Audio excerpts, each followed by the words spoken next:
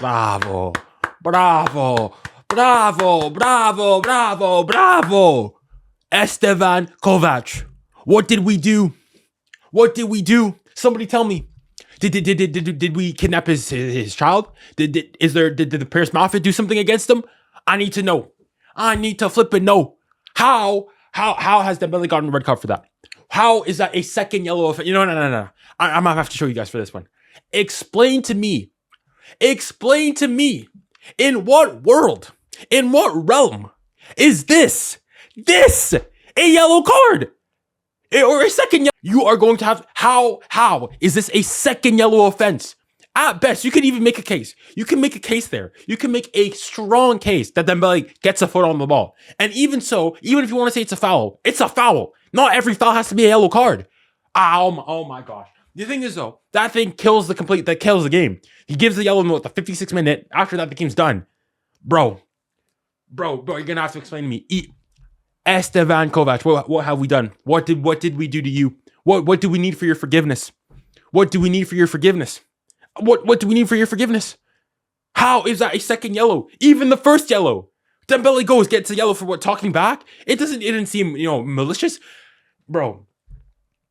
This guy was handing out yellows like it was candy. Like it was Halloween. You get a yellow. You get a yellow. You get a yellow. You all get a yellow. Non, mais c'est une folie. C'est une folie. Bro, once again, PSG gets shafted by referees in the Champions League. What is new under the sun? Different Champions League, different format, same nonsense in PSG with the referees. Non, mais c'est une dinguerie. C'est une catastrophe. Oh my gosh. Wow. And you know what? Going to this game, I was fine. I knew that, the chances that PSG were going to go away to Bayern, get a win, were slim. We're slim to almost none. All right, I wasn't expecting a win. I said if we get a draw, that's basically a win. I even said if we lose by just one, that's not even a bad result. So given that result, I say that overall, it's not even bad. But again, if we'd lost 1-0, 11-11, I would have been fine. We lost to a better team. They're better than us. It could have been expected. But no, we get shafted in the 56th minute by this 𝙎𝙊𝘾𝙼𝘆 bimbo loser. Like, oh my gosh. And it changes the game. PSG, I think at that point we're doing better. I'm not saying that we would have gone and scored. I think it would have mean, ultimately we don't know. We don't know. But you cannot go and sit there and tell me that this chance here, what he's done there, sending Dembele off, doesn't completely change the game. Because up until then, until that point, PSG were dominating possession a bit more. If we look back at the stats, yes, in the first half, it was pretty one-sided. However, if we come back and you look in the second half alone, possession was a lot more even. And obviously this is already really skewed because PSG played most of that game, most of the second half with 10 men. But PSG were doing okay. XG, not massively beaten out by XG. Overall, I think the performance is actually it's pretty decent from PSG. It's not, not great, but it's not a bad performance by any means. And that, oh my.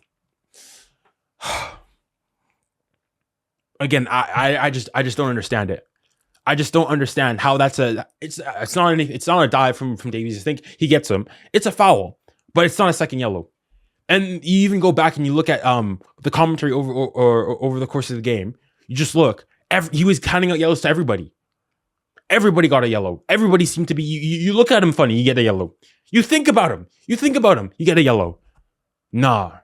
Like the commentators, it's bad. It's bad when the British commentary in that game was saying, the words they used, they said that he was eager to give him the second yellow. It's like he has a personal vendetta against Dembele. Dembele, I don't know. You need to find that guy. You need to apologize. For what? I don't know. But bro, like, come on. It's Fugazi. It's a Fugazi yellow.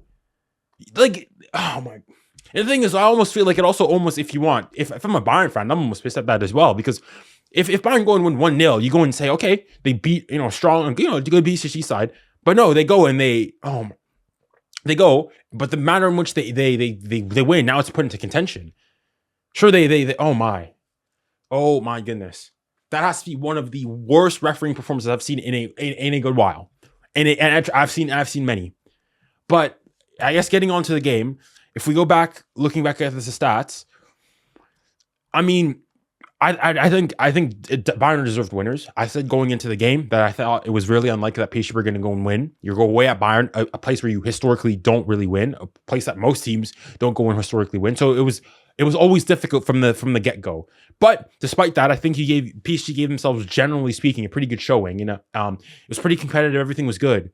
But again, I just don't think it was enough. Ultimately, if we look at the overall stats, and you have an XG of 0.88, you got 11 shots, 3 on target, but that was all in the first half. In the second half, 5 shots, none on target. And I guess it's understandable. But the thing is, my issue with this game, for me, beyond all the hocus pocus nonsense of the refereeing and whatnot, again, I also need to start putting Lucho. Like the starting 11, it just doesn't make sense. The starting 11 doesn't make sense. You go and you look here, everything is Safonov. Okay, it's a pretty bold choice, so on and so forth. But why is Fabian restarting? Why is Fabian? Honestly, at this point, he's no longer this 7.3. Let me not even talk about that. This guy will no longer be. I will not call. This guy is not worthy of me calling by his real name. The Spanish guy. Why is the Spanish guy starting? Why is he starting? Why do we need 4 midfielders in a game where you're going away to Bayern, a place where historically you don't do well in. Bayern, a team that enjoys to have the possession. I think Bayern, amongst with PSG, Man City, and Barca, those 4 teams, all of us 3, Bayern, PSG, Barca, and Man City are the teams that have had the highest percentage of possession over the Champions League. So you're going away to Bayern. So you already know that you're most likely, at best, it's going to be touch and go. Both teams are going to have the ball. So you very likely will not have much of the ball. In a game like that, who are the best players to exploit things like that? Fast, quick, dynamic players who can play on the counter. Why are you putting on Fabian Ruiz, the person who, with a broken leg, my grandma would still beat him in a race? Why? It doesn't make sense. This seems like for all, like, I think one thing that I figured out from this game is that just Luis Enrique has completely, and I mean completely, lost faith with 𝙀𝙀 𝘋𝙀. Because this is a 𝙀𝙀 𝘋𝙀 game. He's done decently. He's been in relatively okay form coming back from the French national team. Had a good game on the weekend. This is a game. He knows Bayern. He's played in the Bundesliga. He's done damage against them before. You know Bayern like to play a really high line. Dembele, Barcola, and 𝘋𝙀 would be lethal, would be very dangerous against this Bayern back line. But no. I want 4 midfielders. I want a midfielder and Ruiz who's going to stay back, not really do anything. Like, I really do not get that starting 11. And then the worst thing, okay, Dembele goes and gets his red card. Fine. So you've only got basically Barcola holding the entire front line all himself. What do you decide to do? Do you decide to bring on 𝘋𝙀? You're already a man down, which means you're already going to have even less possession. So the only realistic chance you have of equalizing or getting anything in that game is to score on a counterattack. No. What does he do? He takes off Barcola, brings on Asensio, brings on Kang Lee. Players who like to have the ball, players who are false nines, not making runs in behind. That I don't get the tactics. Because overall, I think every single player here, you look at them, Zaire Emery, I think overall, I don't think there's a player who had a bad game. Bar the goal, and I guess, you know what, I'll get to the goal later on. Bar that goal and the mistake there, I think PSG had a pretty decent game overall. All things considered, it was a pretty decent game. I'm not saying that we deserve to win, so on and so forth, but overall, there's not like, it wasn't a catastrophic performance. It was a pretty decent performance. I think everybody showed themselves well, right? Even Safonov, who was guilty on that on the goal, came back and made a great save against Musiala. So I can't really fault any player necessarily. However, it's the tactics for me that I just don't understand. And I know Lucha's going to be like, you guys will never understand, but like me, like it doesn't take a genius to go and realize Bayern's going to play a really high line. If you're going to play really high line, you're oftentimes you're going to be playing on the counter a lot. I want players who are good on the counter. I'm not going to go and bring on Kang Lee, Gonzalo Ramos afterwards to do what? You don't have Barcola, you don't have Dembele on the wing to feed him the ball. You expect a Nuno Mendes who's already defending for the life, and honestly, what a game from Nuno Mendes. It just doesn't make sense. It really just, I don't, Lucho, you're going to have to explain this one to me. Oh my goodness. Because that's the thing. Overall, I think, bar that, I think defensively, Bayern, a single goal, leaving Bayern to only score a single goal away from home, I think that's pretty good, right? You didn't create enough chances yourself. A lot of that is due to the fact that, I mean, you were a man down for nearly half the game. But also, I just think that the way in which you're set up is not helping you in that case. And in previous games, I was defending Lucho and saying that when PSG is hitting the post and all these things, that to a certain degree, like it's not his fault. Like if like attackers aren't finishing, the attackers aren't finishing. But in this case, I mean, you have two attackers who, yes, they're good on the counter. Why are you putting Fabian Ruiz in there? You put a Fabian Ruiz in there when you want to control the game, control the dictate the tempo of the game, and so on and so forth, which you're not going to do in the game away at Bayern. So in that case, like the way that PSG beat Bayern last time we were around here in 2021 when we won in that first leg in the quarterfinals, is that we played on the counter. We took our chances. We were efficient. That's how we won.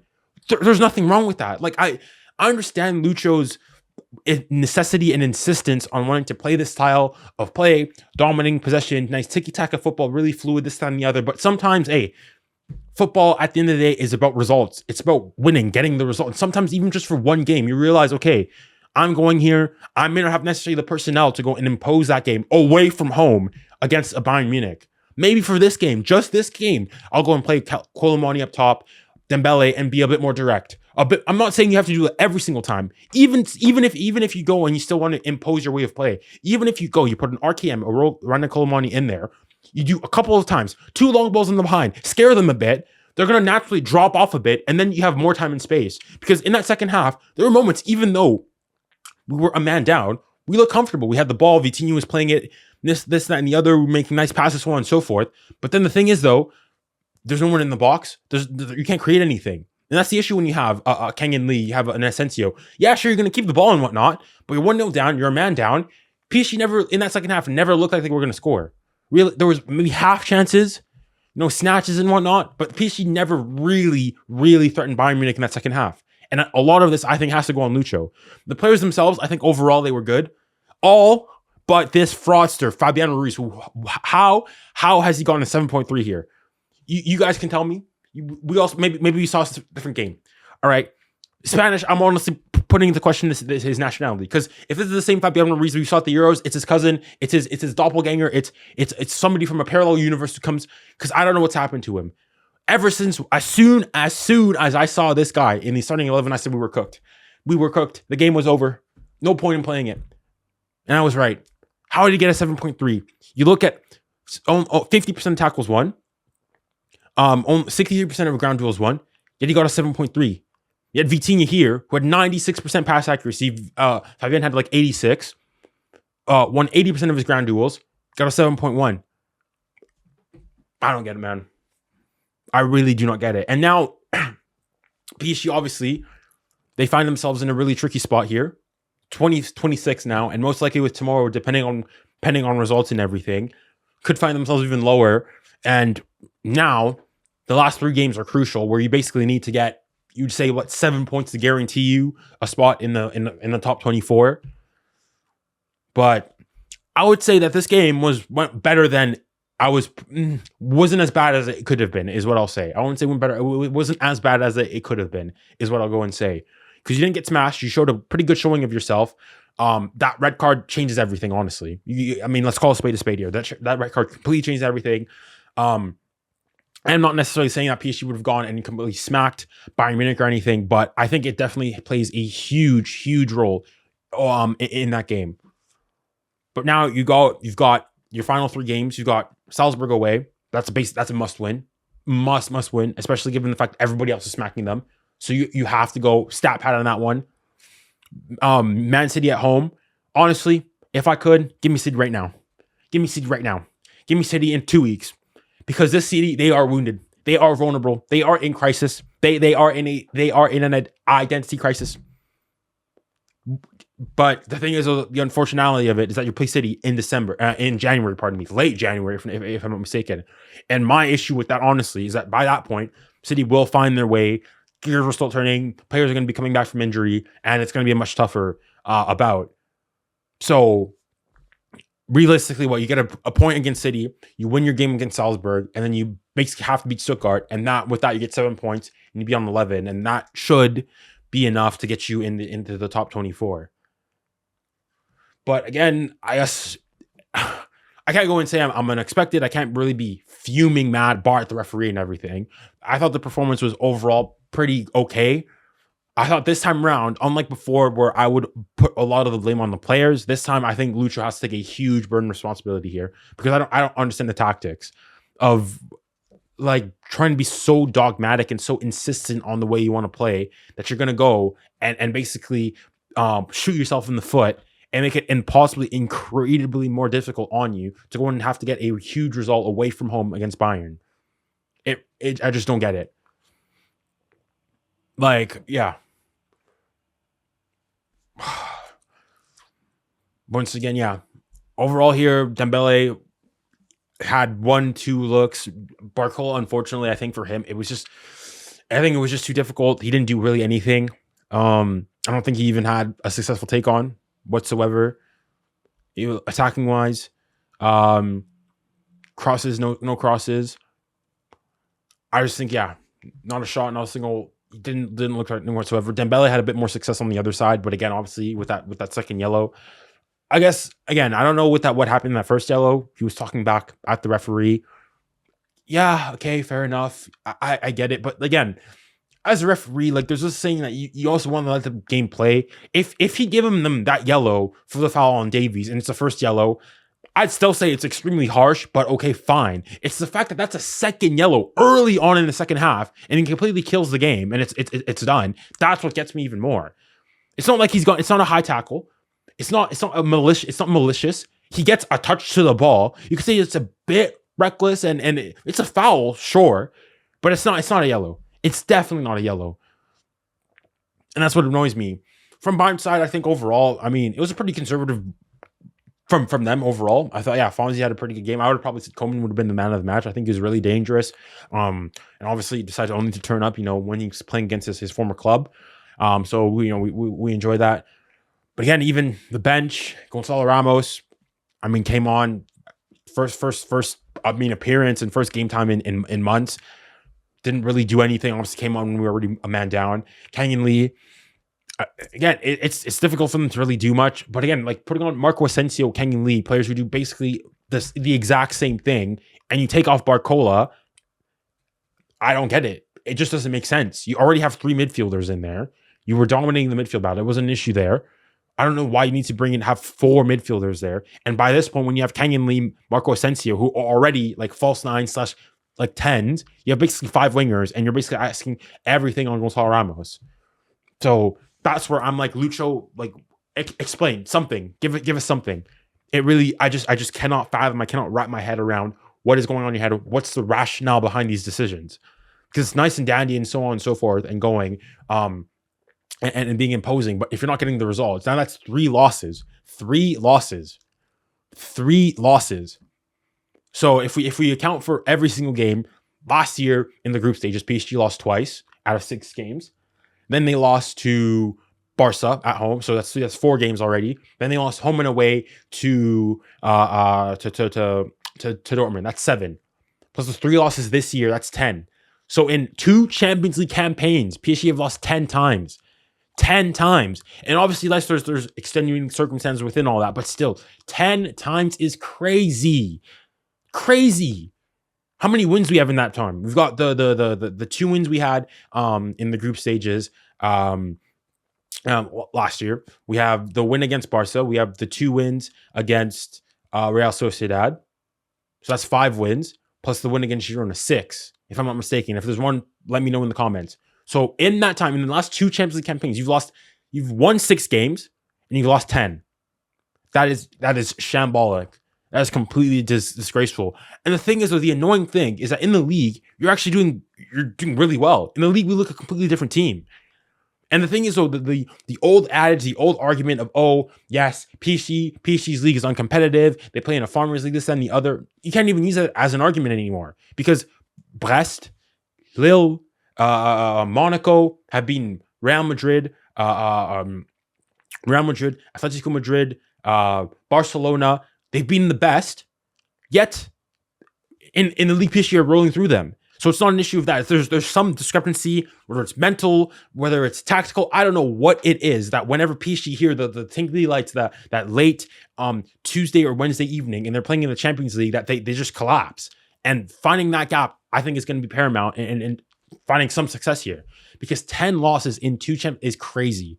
10 losses is absolutely ridiculous and is unacceptable. And I've said, for me, the only thing that I still want to go and trust the process, this whole thing, Rome wasn't built in the day, so on and so forth. And ultimately, yes, even though we lost 7 times last year, we still managed to get to a Champions League semifinal. But with this, if PSG fail to qualify through to the knockout stage of Champions League, I'm 𝙀𝙊𝘾𝘼𝙎𝙏 out, because yes, PSG, I'm fully ready to accept as a PSG fan that we're in a rebuild, that we're not winning the Champions League this season. I think at this point, that's crystal clear. PSG is not winning the Champions League. Nasser has said it, that it's a product for 2-3 years on. And this is not to say that, it's just that we're rebuilding, so on and so forth. I'm fine with that. But a rebuild doesn't mean you start we're not doing an Arsenal rebuild. We're not starting from absolute ground zero. We had a decent foundation. We need to build from what we had. And especially given the fact that last year you managed to go to a semifinal, if you crash out in this new expanded Champions League format, in which only 1/8 of the teams are eliminated from the first round, bro, you cannot go and start saying that you're tagging with the best teams in Europe. Forget top 8. You're considering battling for your place in the top 24. Top 24, not even, bro. Come on now. Like with this is like unserious club type behavior. The club that we're vying for viability here, that we're battling at the relegation spot here. Stuttgart, okay, we're gonna play them. Shakhtar, Sparta Prague, Girona, Salzburg, Bologna, Sturm Graz, RB Leipzig, Red Star Belgrade, Bratislava, Young Boys.